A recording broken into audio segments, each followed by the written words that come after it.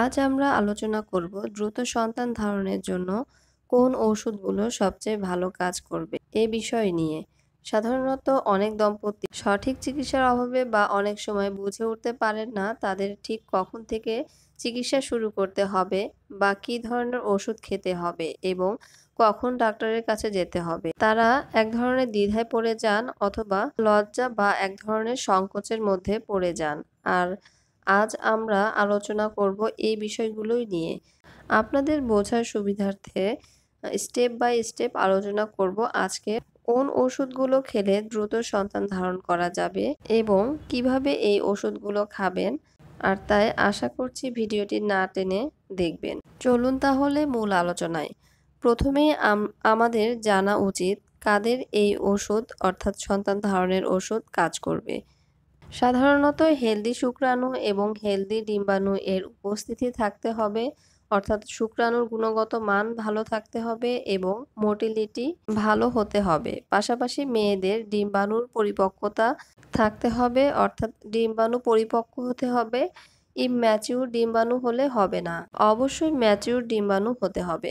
Period cycle regular হয় এবং 40 দিনের মধ্যেই হয়। পাশাপাশি ইউটেরাস বা জরায়ু রিলেটেড কোনো ধরনের ডিজিজ না থাকে এবং পুরুষের ক্ষেত্রে যদি স্পার্ম এর কোয়ালিটি এবং মোটিলিটি ঠিক থাকে এবং সিমেন বা বীর্য এর কোনো ধরনের সমস্যা না থাকে এবং যদি একাধারে 6 মাস স্বামী স্ত্রী একত্রে থাকার পরও এবং এ সময় স্ত্রীর পিরিয়ড নিয়মিত হলে পুরুষের কোনো ধরনের সমস্যা না থাকলে একজন দম্পতি সন্তান ধারণ এর ওষুধ নিয়মিত খেলে তাদের প্রেগন্যান্সি কনসেপশন করার চান্স থাকে অনেক অংশে।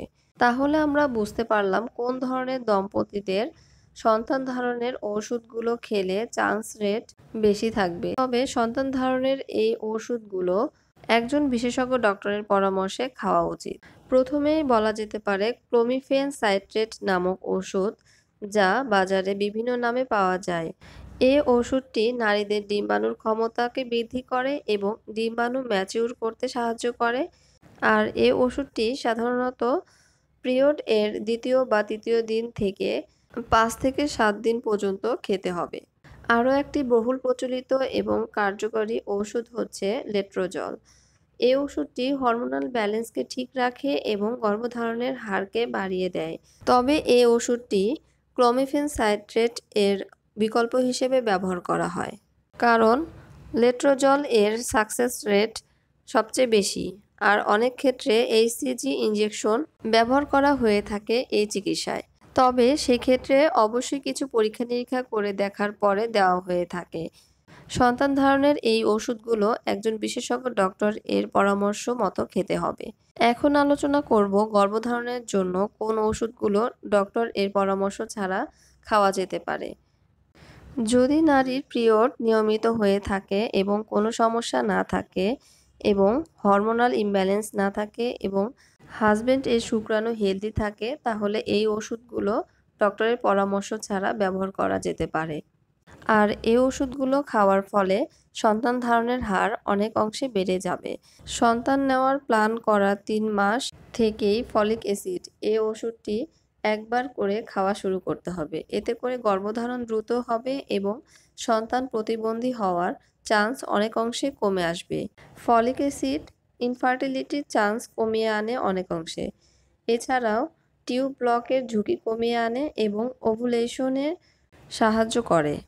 ভিটামিন ই ক্যাপসুল এই ওষুধটি গর্ভধারণ প্রক্রিয়াকে ত্বরান্বিত করে।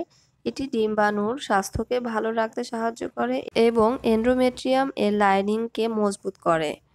পাশাপাশি এটি পুরুষের স্পার্ম এর কোয়ালিটি বাড়াতে সাহায্য করে, কারণ এটিকে অ্যান্টি স্টেরাইল ভিটামিন বলা হয়ে থাকে। আর তাই সন্তান নিতে চাইলে এই ওষুধগুলো খাওয়া অত্যন্ত জরুরি এবং পাশাপাশি ভিটামিন ডি খাওয়া যেতে পারে। এই ওষুধটিও নারী স্বাস্থ্যের বিভিন্ন রকমের সমস্যা দূর করে নারীদের গর্ভধারণে সাহায্য করে থাকে।